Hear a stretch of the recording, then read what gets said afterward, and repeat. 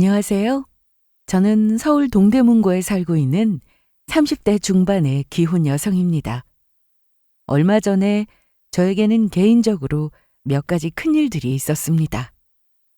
첫 번째는 제가 갑작스럽게 큰 병에 걸리게 되어 수술을 하게 된 일이었어요.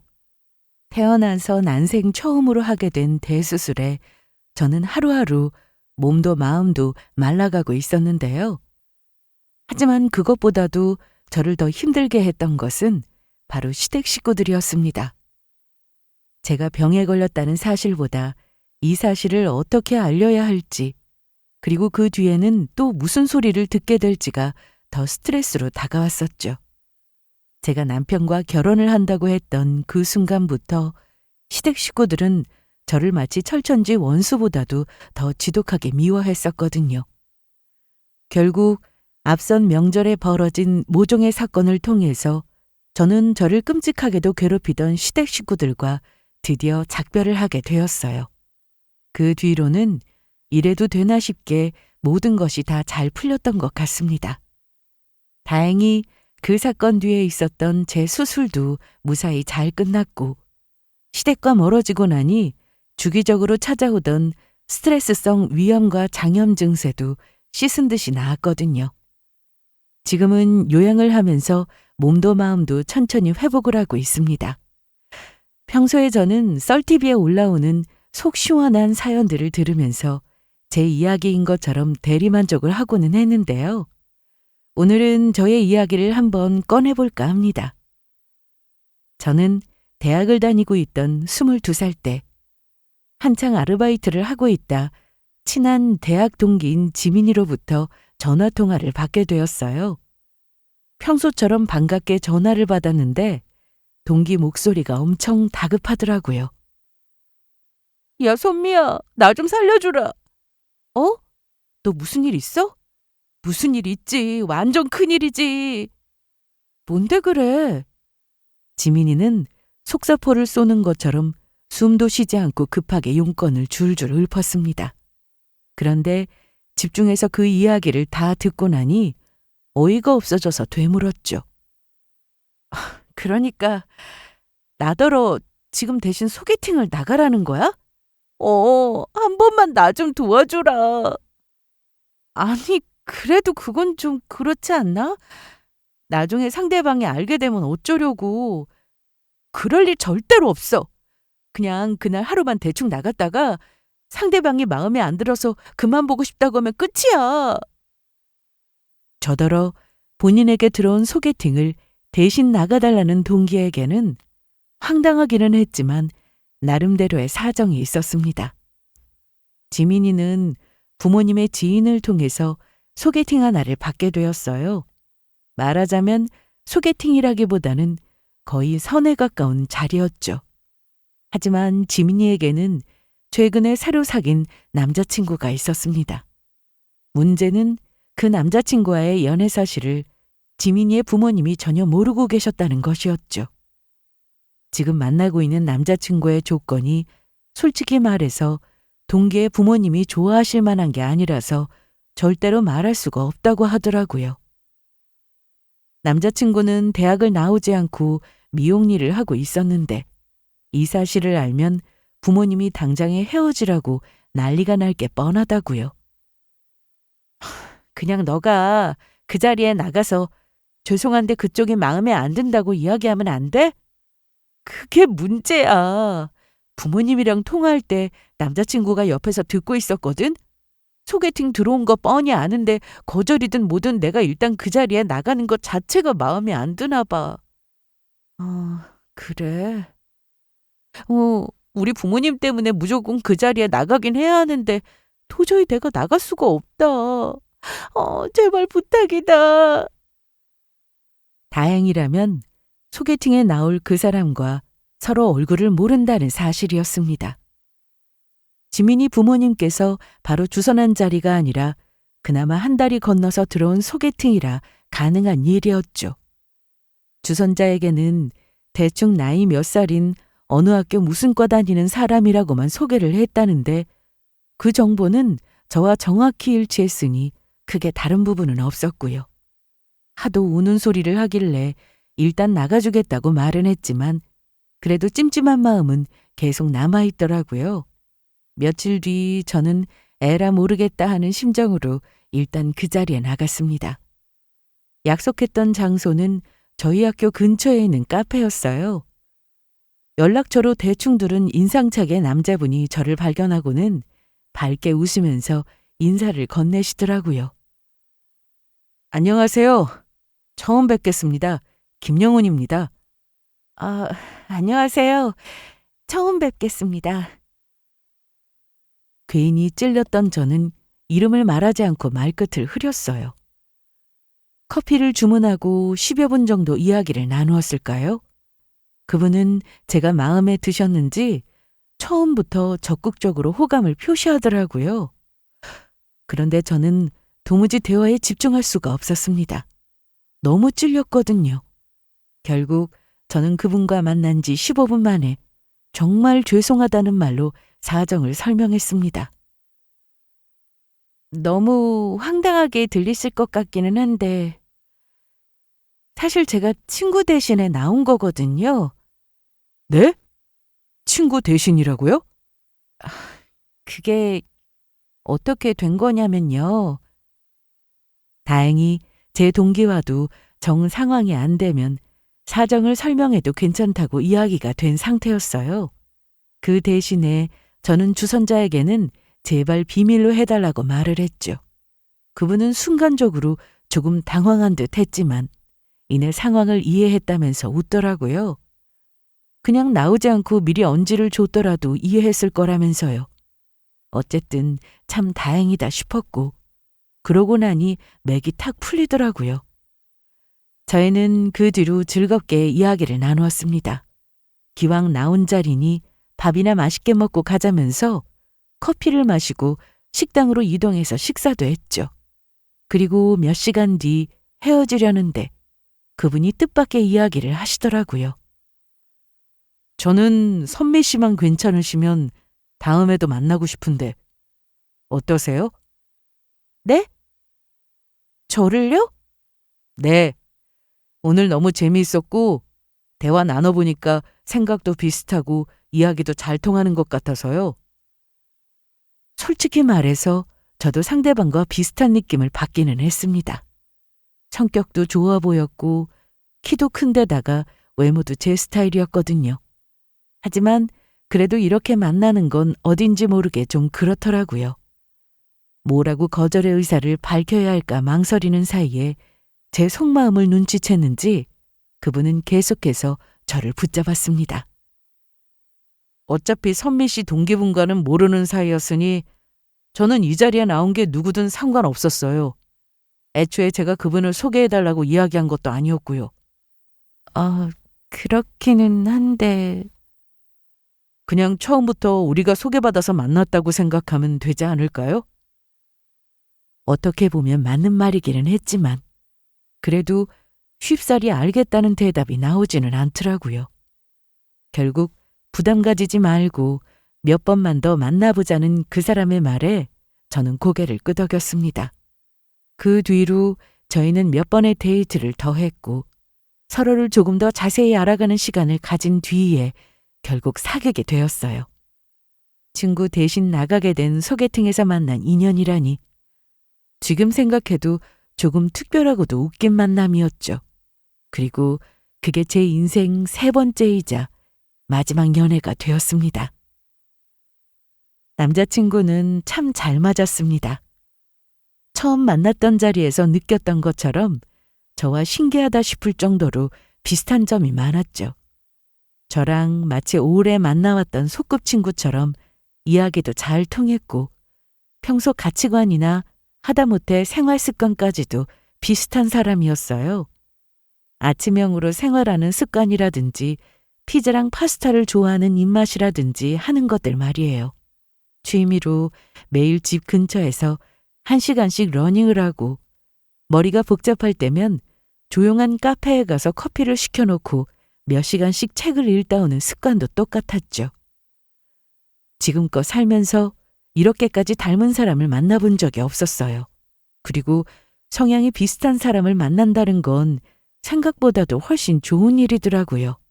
무엇보다 더 좋았던 것은 제 남자친구가 너무 착하고 좋은 사람이라는 사실이었습니다.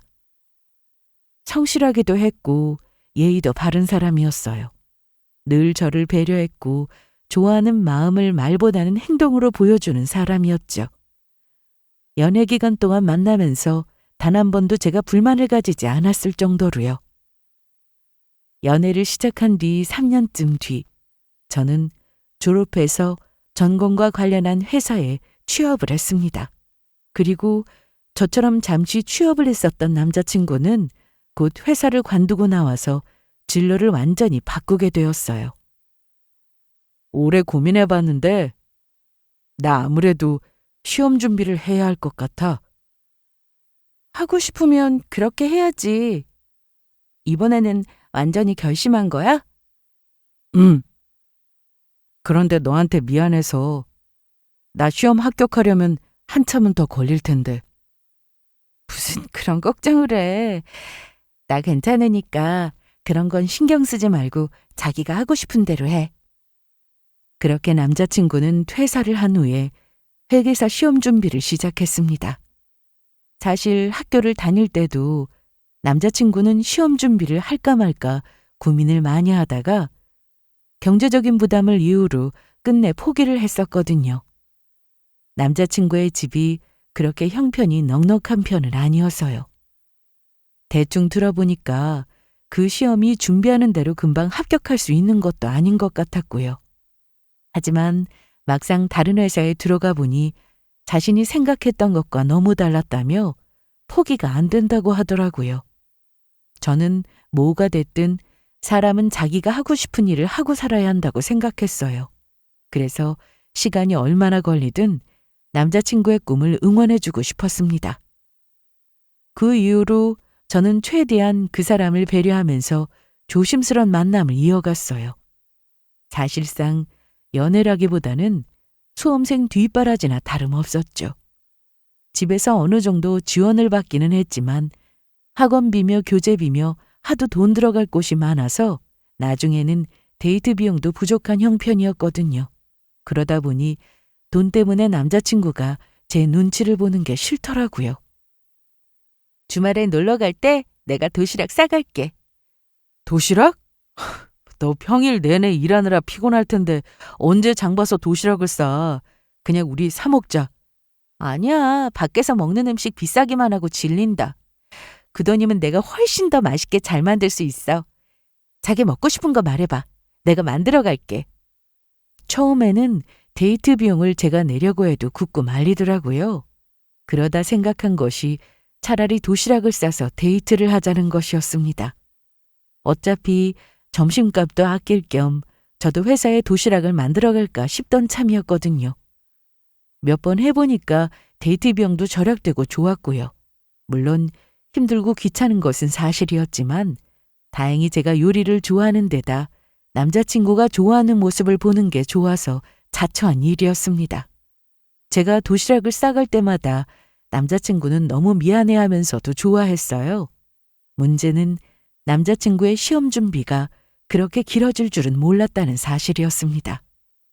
시험 준비를 시작할 때만 해도 금방 합격할 것 같았던 남자친구는 벌써 몇 년째 계속해서 시험에 떨어지고 있었어요.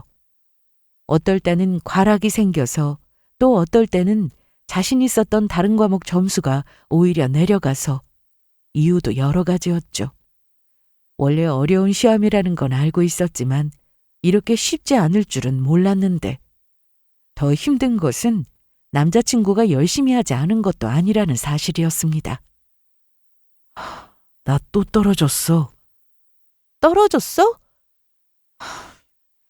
괜찮아. 다음에는 붙겠지. 다음에 붙을 수 있을까? 이번에는 정말로 될 줄 알았는데. 당연하지. 무조건 붙을 거야. 열심히 했잖아. 벌써 4년이 흘러 있었습니다. 무조건 붙을 거라고는 말해주었지만 사실은 저도 점점 지쳐가더라고요. 자신감을 잃어가는 남자친구의 모습을 보는 것도 마음이 아팠고요. 결국 남자친구는 이번이 마지막이라는 말로 그 다음에 시험을 준비했습니다. 너한테는 정말 할 말이 없다, 내가. 나 이거 전부 다 기억하고 있어. 합격해서 꼭 다 갚을게. 고마워. 그래, 제발 합격해서 꼭 갚아줘. 나 기다린다. 저도 할 수 있는 최선을 다했어요. 공부하는데 혹시라도 방해가 될까봐 평일에는 연락도 하루 3번이 끝이었고 데이트도 한 달에 한두 번으로 줄여가며 만났고요. 기념일이나 휴일에 만나지 못하는 것도 이제는 익숙해져 갔습니다. 남자친구가 좋아하는 간식이며 영양제 따위를 주문해서 고시원에 들여다주고는 잠시 커피 한 잔 마시고 헤어지는 걸 데이트라고 친다면 그것도 데이트였죠.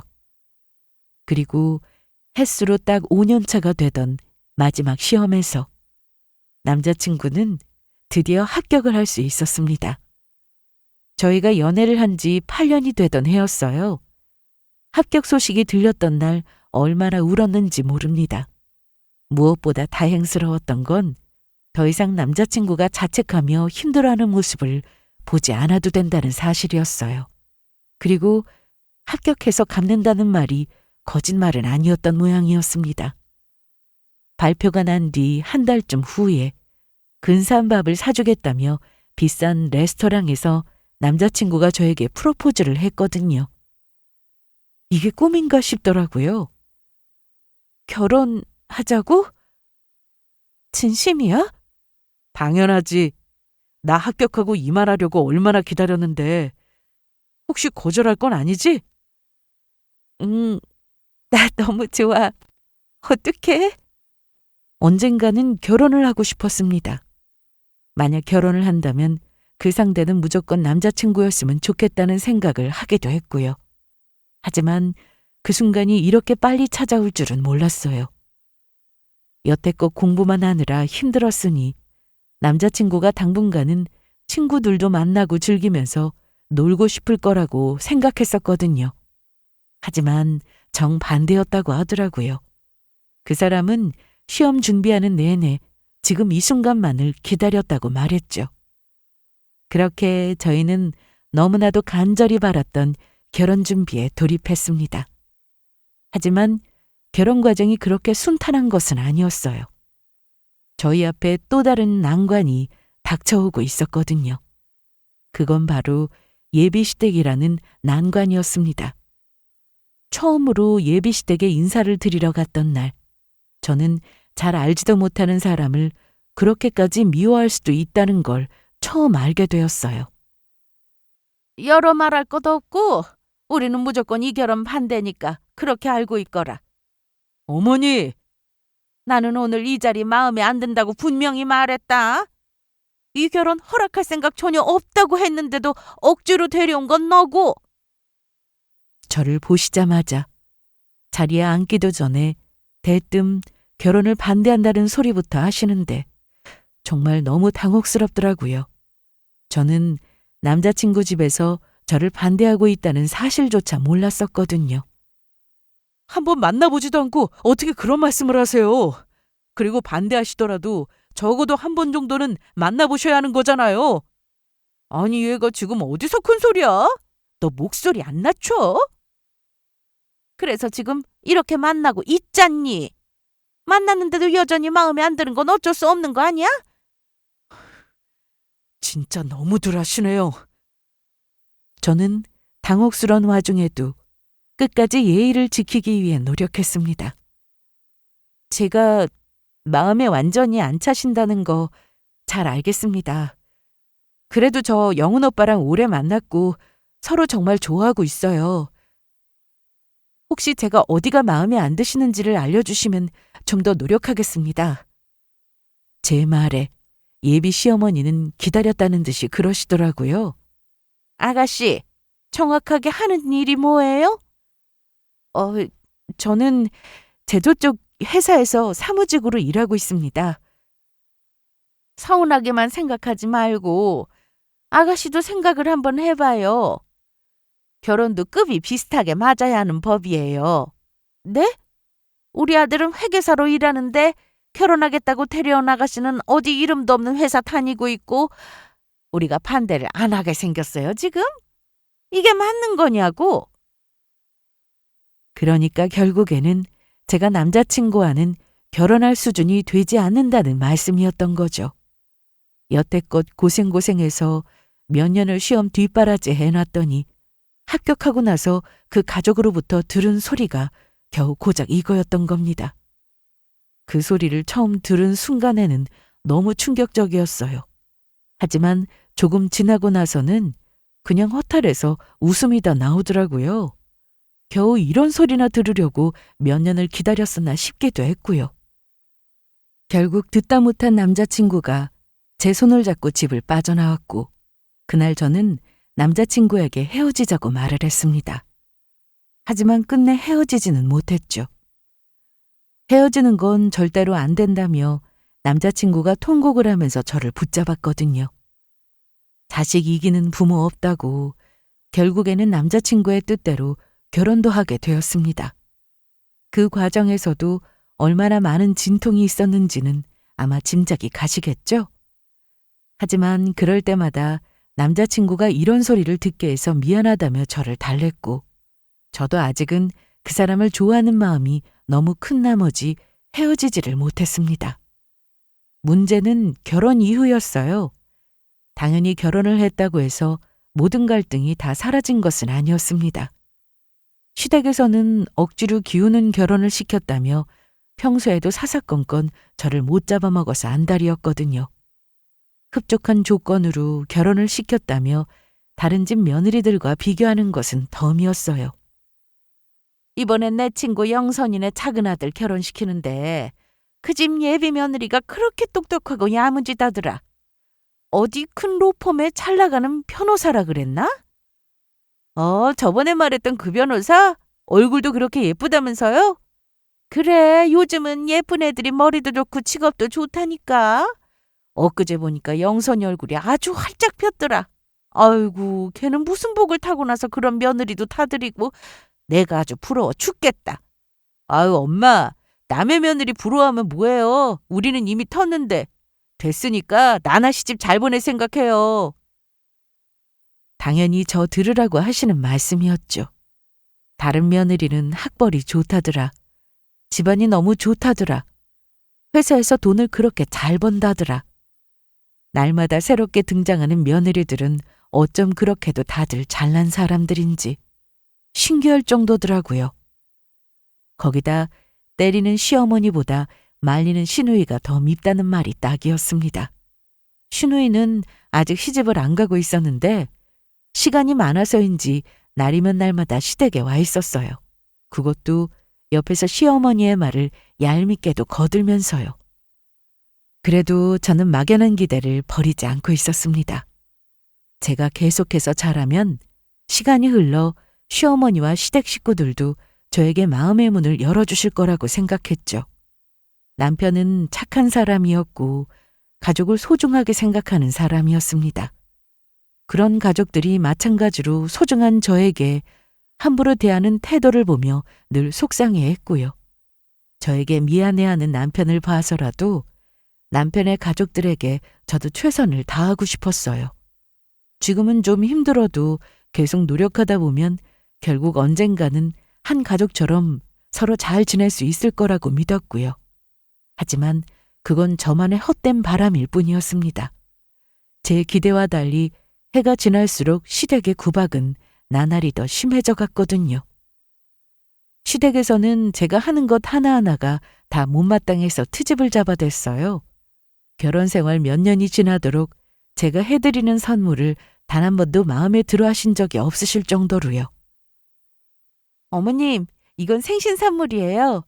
뭘 해드릴지 고민을 많이 하다가 저번에 스카프 잃어버리셨다고 하신 게 생각나서요. 스카프를 사왔다고? 올케는 젊은 사람이 왜 그렇게 센스가 없어? 색깔이 이게 뭐야? 아, 마음에 안 드시면 다른 색상이나 디자인으로 교환하실 수도 있어요. 거기 영수증 첨부해서 하지만 다른 제품으로 교환할 수 있다는 저의 말은 중요하지 않았습니다. 시어머니랑 시누이는 그저 제가 사드렸다는 사실 자체가 마음에 들지 않았던 것 뿐이니까요. 심지어 그 다음에 만났을 때는 제가 사드린 스카프를 내내 착용하고 다니시면서도 입만 열면 디자인이 촌스럽다느니 색상이 노티난다느니 그런 말씀을 하시고는 했죠. 구박은 그뿐만이 아니었습니다. 그나저나 영훈이 쟤는 왜 저렇게 말랐어? 너는 살이 뒤룩뒤룩 쪄서 굴러다닐 지경인데?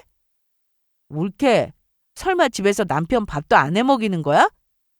너 나가서 돈 몇 푼이나 번다고 유세 떨면서 애 아침도 안 먹이는 거 아니지? 아니에요. 저희 아침 같이 잘 먹고 다니고 있어요. 당연히 그래야지. 네가 집에서 하는 일이 뭐가 있어? 너 행여라도 너희 남편 배달 음식이니 라면이니 하는 거 먹을 생각하지 마라.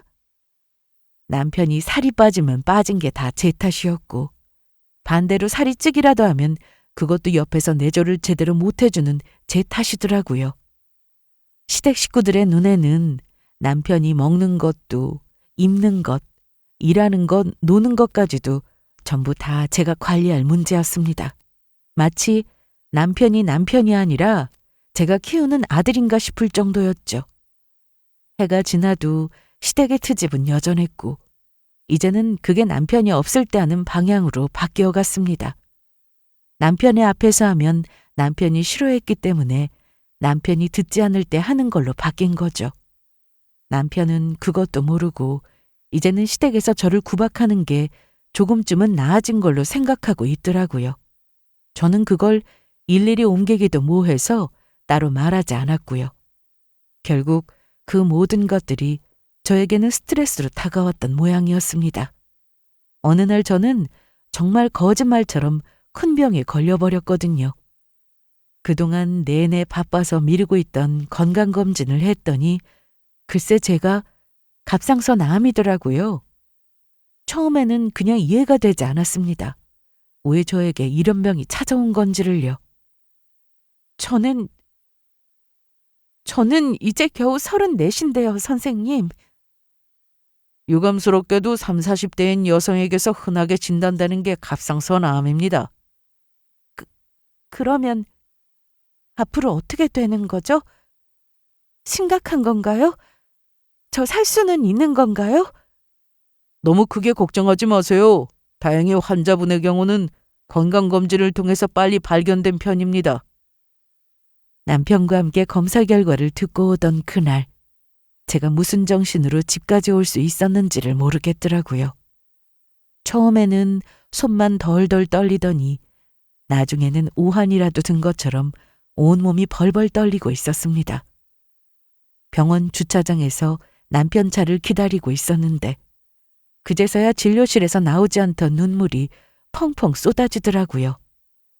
저는 그야말로 통곡을 했습니다. 차를 가지고 나온 남편이 놀라서 저에게로 달려오더라고요. 다 괜찮을 거라며 저를 끌어안고 어깨를 두드렸지만 남편의 얼굴도 온통 눈물로 젖어 있었습니다. 미안해. 다 나 때문이야. 이게 왜 당신 때문이야. 괜히 나랑 결혼해서 당신이 안 들어도 될 소리나 듣고 그래서 스트레스 받아서 이런 병에 걸린 것 같아. 너무 미안해 정말. 남편은 엉엉 우는 저를 끌어안고 미안하다는 소리를 수백 번도 더 반복했어요. 오히려 남편의 말을 듣고 나니까 저는 차분하게 정신이 차려지더라고요. 갑상선 암의 원인이 꼭 스트레스는 아니었고 설령 시댁 스트레스가 사실이라고 해도 그게 제 남편의 잘못은 아니었으니까요. 수술 일정은 몇 달 뒤로 잡혔습니다. 남편과 의논한 끝에 저는 최대한 회사 일을 정리하고 2달간 휴직을 하기로 했어요. 남편은 아예 회사를 관두는 게 어떻겠냐고 말했지만 제가 그러고 싶지 않더라고요. 비록 연봉이 많지는 않았지만 급여를 떠나서 나름대로 회사 생활이 저에게는 잘 맞았거든요. 일단 회사의 말에서 나중에 수술 일정에 맞춰 입원 전후로 2달간 휴직을 하기로 이야기를 끝냈고 그 사이에 밀린 일들을 처리했습니다. 그리고 남편도 남편 나름대로 바쁜 생활을 보내고 있었어요. 어느 날 하루 반찬을 좀 얻어온다고 친정에 다녀왔더니 집 앞 현관에 쓰레기가 엄청나게 나와 있더라고요. 재활용품과 쓰레기 봉투가 거의 산처럼 쌓여 있었죠. 여보, 이게 다 뭐야? 나 인터넷 찾아보고 주변에도 물어보고 하니까 환자 있는 집은 최대한 청결한 게 좋다고 해서 내가 당신 없는 사이에 대청소 좀 했어. 이걸 당신 혼자 다 했다고? 하더라도 나랑 같이 하지 힘들게 뭐하라 그랬어. 하나도 안 힘들어. 나 이거 마무리하고 들어갈게. 당신은 안방에 들어가서 좀 쉬고 있어. 좋아하는 드라마라도 보고 있든가. 알았지? 제가 갑상선암 진단을 받은 이후부터 남편은 회사가 아니면 집인 생활을 반복했습니다. 회사 일로도 이미 충분히 바쁜 사람이었기에 정말 부득이한 일정이 아니면 아무런 약속도 잡지 않았고요. 남편은 테니스를 좋아해서 회사 사람들과 사내 동아리로 정기적인 운동을 하고 있었는데요. 그 좋아하던 테니스 모임도 관두고 퇴근하면 곧장 집으로 와서 매일을 저와 함께 붙어 있었습니다. 회사 사람들과 운동하는 대신에 저랑 같이 하는 게 더 좋다면서요. 찾아보니까 수술도 체력이 있어야 한다더라. 잘 먹고 잘 자는 것도 중요한데 수술 전까지 최대한 운동을 하라고 하더라고. 그래? 무슨 운동이 좋지? 너무 격렬한 운동은 또 안 좋다고 하고 걷기나 요가처럼 조금 편하고 느긋하게 할 수 있는 운동이 좋대. 그러니까 오늘부터 나랑 같이 매일 운동장 걷기 하자. 그전까지 남편은 운동장 걷기 같은 단순한 유산소 운동은 너무 지루하다고 싫어했었거든요. 그런데 저를 위해서 주 5일을 매일 1시간씩 함께 걷고는 했습니다. 조금 빠른 속도로 걷다가 숨이 차고 지치면 천천히 걷기를 반복했죠. 같이 손을 꼭 잡고서요. 걸으면서 길에 피어있는 풀꽃도 보고 산책하고 있는 강아지도 보고 이런저런 이야기도 나누길 반복했어요. 늘 보던 풍경이었는데도 어쩌면 이 시간이 다시는 없을 수도 있다고 생각하니 매일 1분 1초가 참 소중하게 느껴지더라고요. 어느덧 시간은 흘러 수술이 한 달 앞으로 다가왔어요. 대학병원이다 보니 워낙에 중환자도 많고 수술 일정이 빽빽하게 들어차 있어서 생각보다 더 오래 걸렸었죠. 그 사이 저는 하루하루 몸이 안 좋아지고 체력이 떨어지는 것이 느껴질 정도로요. 때는 추석이 직전이었습니다. 저는 시댁에 가기 전에 남편에게 한 가지 부탁을 했습니다. 그건 제가 암에 걸렸다는 사실을 시댁에 알리지 말아달라는 부탁이었어요. 친정에도 역시 걱정하실까봐 말하지 않은 상태였고요. 그래도 이야기하는 게 낫지 않을까? 당신 아픈데 괜히 아니야. 오히려 아프다고 이런저런 이야기 나오는 게 더 불편해. 제가 아프다고 말해서 배려를 받을 수 있었다면 왜 진작에 말하지 않았겠어요? 하지만 저희 시댁 사정은 전혀 달랐습니다. 그렇지 않아도 저를 싫어하는 시댁 식구들인데 제가 아프다고까지 하면 어떤 반응일지가 불보듯 뻔했어요. 별별 이야기가 다 나올 게 틀림없었고요. 그러자 남편은 걱정스러운 얼굴로 다시 제게 말했습니다. 그냥 이번 명절에는 안 가도 되는데 어머니한테는 내가 대충 둘러댈게. 당신은 친정을 가든지 그냥 집에서 쉬지 그래? 집에서 쉬라는 남편에게 저는 고개를 저었어요.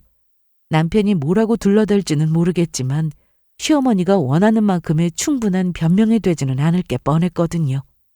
게다가 시댁에서는 왜 오지 않았냐면서 전화로 한참을 뭐라고 하실 게 분명했고요. 그나마 다행이라면 시댁이 저희 집과 가깝다는 사실이었습니다. 딱 하룻밤이었어요. 명절 하루하고도 반나절 정도만 머무르면 되는 일이었죠. 저는 그 정도면 참을만 하다고 생각했습니다. 하지만 제가 간과한 것이 있었어요. 바로 지금 제 몸 상태가 제 생각과 다르다는 부분이었죠. 최근 한 며칠 비가 오면서 일교차가 심했었는데 그것 때문에 컨디션이 확 떨어졌었거든요. 하필이면 그게 명절을 앞두고부터였습니다. 차라리 처음부터 상태가 좋지 않았으면 아예 시댁에 가지를 않았을 텐데. 하필이면 시댁에 도착하기 바로 직전부터 열이 나기 시작하더라고요. 남편은 지금이라도 차를 돌려서 집에 가자고 말을 했지만 저는 여기까지 왔는데 그냥 돌아가기도 못해서 그냥 들어가자고 말을 했어요. 어머니, 저희 왔어요. 이제 오니? 뭐야, 왜 이렇게 늦게 와? 아주 일 다 끝내놓으면 올 생각인가 했네. 죄송해요. 오는 길에 차가 좀 막혀서요. 집에 발을 들이기 무섭게 시어머니와 시누이의 못마땅한 얼굴이 보였습니다. 그 말에 남편이 뭐라고 한 소리를 하려는 걸 제가 슬쩍 팔을 잡아당겨 말렸어요. 그리고 얼른 편한 옷으로 갈아입고 음식 준비를 돕기 시작했죠. 그때 하필이면 남편 회사에서 전화가 걸려오더라고요. 계속해서 방 안팎을 왔다 갔다 하면서 통화를 하는 걸 보니 뭔가 심각한 문제인 것 같아 보였습니다. 그놈의 회사는 명절인데 사람 쉬지도 못하게 전화를 해야 된다니? 뭐 심각한 일이야? 저 잠깐 회사에 다녀와야 할 것 같아요. 이윽고 전화를 끊고 들어온 남편은 한숨을 푹 내쉬면서 겉옷을 챙겨 들었습니다. 그리고 저에게만 들리게 나지막한 목소리로 말하더라고요. 여보, 그냥 같이 갈까? 내가 집에 데려다 줄게. 나 좀 오래 걸릴 것 같아서 그래. 아니야, 나 일해야지. 당신 열도 나는데? 괜찮아, 조심해서 다녀와. 시어머니는 눈앞에서 무언가 귓속말을 주고받는 남편과 저를 흘겨보고 계셨어요. 저를 두고 떠나야 하는 남편은 마음이 놓이지 않았는지 그러고도 한참을 머뭇거리다가 떠났습니다. 가기 전에 한마디를 남긴 채로요. 이 사람 오늘 컨디션 조금 안 좋으니까 일 너무 많이 시키지 마세요. 부탁드릴게요. 야, 그럼 일은 누가 해? 엄마랑 나랑 고생하는 건 상관없고?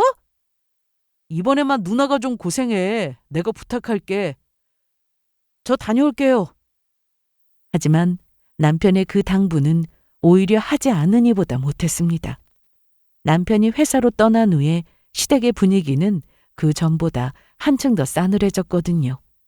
시누이는 기가 찬다는 듯이 입을 열었습니다. 저 팔불출 저거 어디 좀 모자란 거 아니야?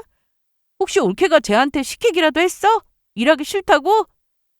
아니에요, 형님. 제가 그럴 리가 있겠어요. 아니지? 그래, 간이 배 밖에 나온 게 아니고서야 그런 미친 소리를 하겠어.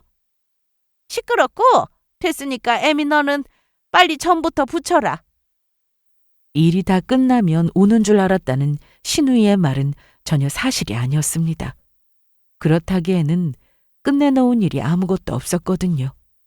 게다가 시댁에서는 친척들이 오신다며 음식을 많이 하는 편이었고 특히나 전과 튀김 종류를 엄청나게 하는 편이었습니다. 이 집에 처음 시집을 왔을 때는 시어머니께서 만들어두신 전과 튀김 양을 보고 어디 장사를 하려고 하시는 건가 싶어서 놀랄 정도였거든요. 첫 명절이 지난 이후로는 그게 다 저의 몫이 되었었죠. 저는 부엌 한 구석에서 쪼그리고 앉아서 하루 종일 전을 부치고 튀김을 만들었습니다. 제가 그것들을 다 끝날 동안 시누이는 하는 둥 마는 둥 TV를 보면서 빈둥거리고 있었고요. 아유, 허리야. 엊그제부터 허리가 너무 아프네. 엄마, 그러니까 무리하시지 말라니까요. 이 집에 며느리 뒀다 어디에 써먹으려고 그래. 여기 와서 좀 누우세요. 시어머니는 탕국을 조금 끓이시더니 이내 허리가 아프다며 거실로 가서 소파에 드러누우시더라고요. 이거 해놓고 제가 할게요. 어머님은 들어가서 좀 쉬세요. 쉬기는 할 일이 이렇게나 많은데. 예, 너 그거 빨리 끝내놓고 마당에 나가서 창고 청소 좀 해라. 창고 청소요? 그래, 내일 손님 잔뜩 오실 텐데 그 앞에 아주 새똥이고 뭐고 쌓여서 더러워 죽겠다. 사실 창고 청소는 특별한 일도 아니었습니다. 명절에 갈 때마다 무슨 날이라도 잡은 것처럼 시댁 대청소를 시키고는 하셨거든요. 저는 최대한 빨리 전과 튀김 준비를 끝내놓고 설거지까지 다 마무리 지은 후에 밖으로 나갔습니다. 1년 동안 창고 주변 청소를 안 하신 건지 거미줄에 새똥, 개똥이 잔뜩 쌓여서 그렇게 엉망일 수가 없더라고요. 하필이면 밖에는 부슬비까지 추적추적 내리고 있었어요. 우산을 쓰기도 벗기도 뭐해서 저는 우비 대용으로 잠바를 하나 껴입고 청소를 시작했습니다. 한참 청소를 하는데 시어머니가 베란다 창밖으로 걸레 하나를 툭 던져주시더라고요. 예, 나간 김에 거기 창독들도 좀 닦고 와라. 비가 너무 오는데 내일 닦으면 안 될까요, 어머님? 어차피 닦아도 소용없을 것 같은데. 아니, 내일 손님 오는데 도대체 언제 닦겠다는 거야? 그냥 지금 좀 닦아. 결국 창고 청소에 장독들까지 다 닦고 들어왔을 때는 날이 한참이나 어둑해진 이유였습니다. 비를 맞으면서 일을 한 게 문제였는지 이제는 확연히 열이 나는 게 느껴지더라고요. 머리뿐만 아니라 온몸에서도 열감이 느껴지고 있었어요. 저는 그날 밤 거의 쓰러지듯이 잠이 들었습니다. 남편이 늦게 들어오는 것도 모르고 잘 정도였어요.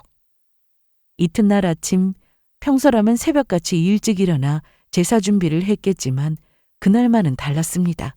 도저히 온몸을 가눌 수가 없더라고요.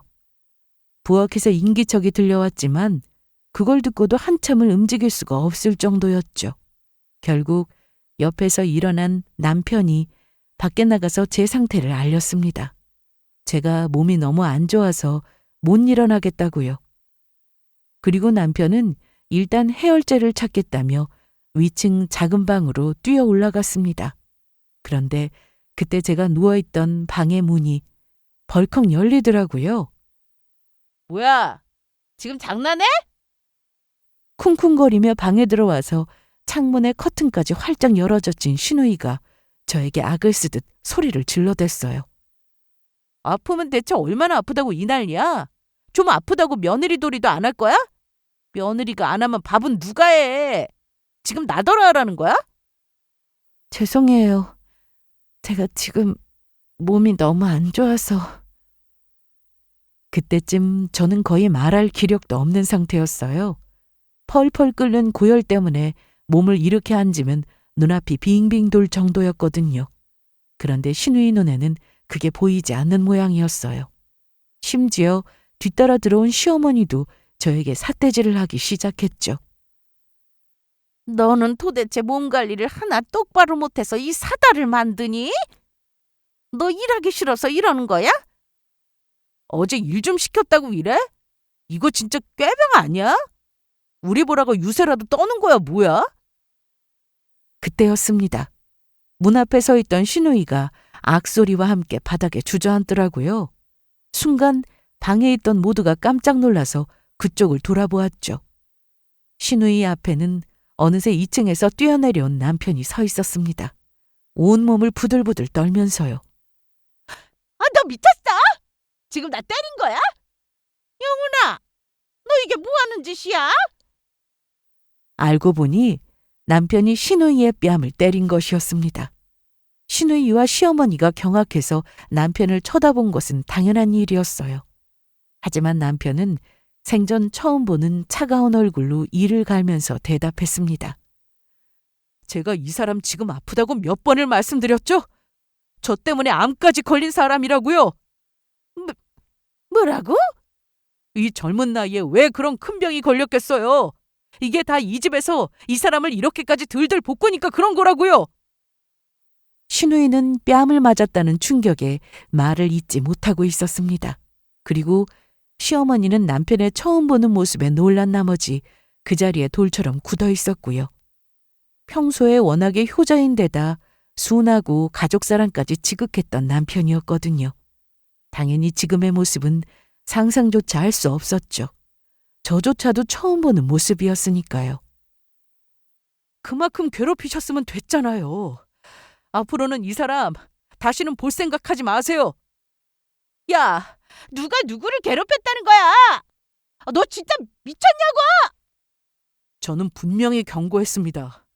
앞으로 이 사람한테 전화도 하지 마세요. 말을 마친 남편은 저를 들쳐업고는 시댁을 빠져나왔습니다. 뒤에서 시댁 식구들이 소리를 질러댔지만 들은 척도 하지 않았죠. 저는 열이 나는 와중에도 남편의 어깨를 두드렸지만 남편의 발걸음은 멈춰지지 않았습니다. 잠시 후 저는 남편의 어깨에 고개를 파묻은 채로 정신을 잃었죠. 깨어나 보니 병원이더라고요. 그 뒤로는 절대 안정만을 취하면서 수술날까지 열심히 체력을 회복했어요. 남편의 보살핌 속에서요. 한 달 후 다행히 수술은 성공적으로 끝났고 저는 무사히 퇴원을 할 수 있었습니다. 퇴원한 뒤에는 한동안 친정엄마가 오셔서 저를 돌봐주셨고요. 저는 지금도 가끔 그날 일을 떠올리고는 합니다. 살면서 정말로 처음 보는 남편의 화난 모습이었어요. 그때는 나도 눈앞에 보이는 게 없더라고. 누나에게 손찌검 한 것까지는 조금 심했던 것 같다고 했지만 그래도 그때는 너무 화가 났었다고 하더라고요. 나중에 누나에게 사과를 했다고 했고 퇴원 후에는 시댁 식구들에게도 짧은 문자 한 통이 와 있었습니다. 미안하다고요. 아마 남편이 억지로 시킨 느낌이었지만 어차피 별로 상관은 없었어요. 그 뒤로 저는 남편의 말대로 시댁과는 아예 인연을 끊게 되었어요. 저는 시댁에 발도 들이지 않았고 남편 혼자만 1년에 딱 2번 설과 추석에만 시댁에 다녀오게 되었습니다. 가끔씩 저한테 오는 시댁의 연락도 모두 남편이 차단시켰고요. 솔직히 처음에는 이래도 되나 싶기는 했는데 나중에는 제 몸이 우선이라는 남편의 말이 맞다 싶더라고요. 암에 걸려보니 삶과 죽음이 한순간이구나 싶었거든요. 영원히 살 것처럼 굴지만 우리는 언제 죽을지도 모르는 인생을 살고 있었고요. 사랑하는 사람과 이 짧은 순간순간들을 행복하게 사는 것만이 제일 중요한 일이 아닐까 싶었습니다. 이번 명절에는 남편과 제주도로 짧은 여행을 다녀오기도 했어요. 앞으로는 가지 못한 곳을 가보고 하지 못한 것들을 하면서 살아보려고요. 여기까지 들어주셔서 감사합니다.